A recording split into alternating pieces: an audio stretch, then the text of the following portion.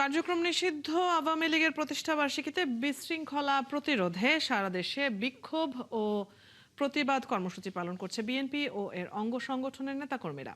এতে দেশের বিভিন্ন জেলায় রাজনৈতিক উত্তাপ ছড়ায়। চট্টগ্রামের কর্মসূচিতে যোগ দিয়ে ভূমি প্রতিমন্ত্রী জানান, কেউ নাশকতা বা বিশৃঙ্খলা সৃষ্টির চেষ্টা করলে কঠোর ব্যবস্থা নেওয়া হবে। সহকর্মীদের তথ্য ও ছবিতে প্রতিবেদন। রাজশাহীতে মঙ্গলবার সকাল থেকে মহানগর বিএনপির নেতাকর্মীরা দলীয় কার্যালয় সহ বিভিন্ন এলাকায় অবস্থান নিয়ে খণ্ড খণ্ড মিছিল ও স্লোগান দেন। তারা জানান, নাশকতা প্রতিরোধ ও জননিরাপত্তা নিশ্চিত করতে তারা মাঠে আছেন।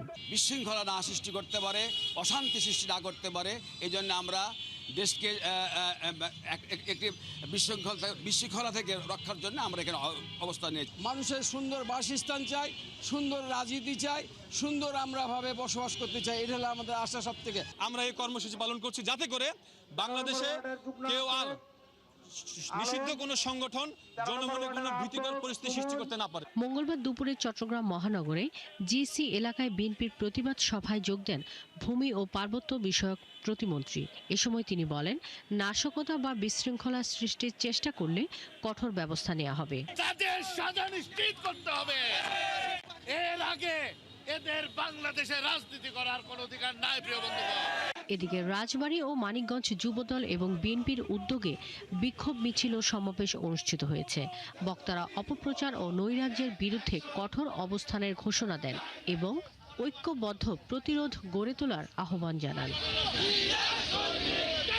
যশোরের লালদিঘির পাড়ে জেলা বিএনপির কার্যালয় থেকে বিক্ষোভ মিছিল নিয়ে শহরের বিভিন্ন সড়ক ঘুরে একই স্থানে এসে শেষ হয়। এখানেও বক্তারা ঘোষণা দেন, আগামী 30শে জুন পর্যন্ত তাদের কর্মসূচি অব্যাহত থাকবে। লক্ষ্মীপুর ও মেহেরপুরে পৃথক কর্মসূচিতে সন্ত্রাস ও দেশ বিরোধী ষড়যন্ত্রের বিরুদ্ধে প্রতিবাদ জানান নেতাকর্মীরা।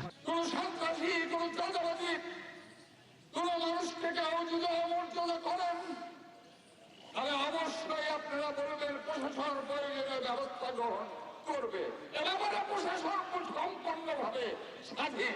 সিরাজগঞ্জে কেন্দ্রীয় কর্মসূচির অংশ হিসেবে বিক্ষোভ মিছিল শেষে নেতারা বলেন, গণতন্ত্র ও জনগণের অধিকার রক্ষায় আন্দোলন অব্যাহত থাকবে। শাকিলা শম্পা, ৭১।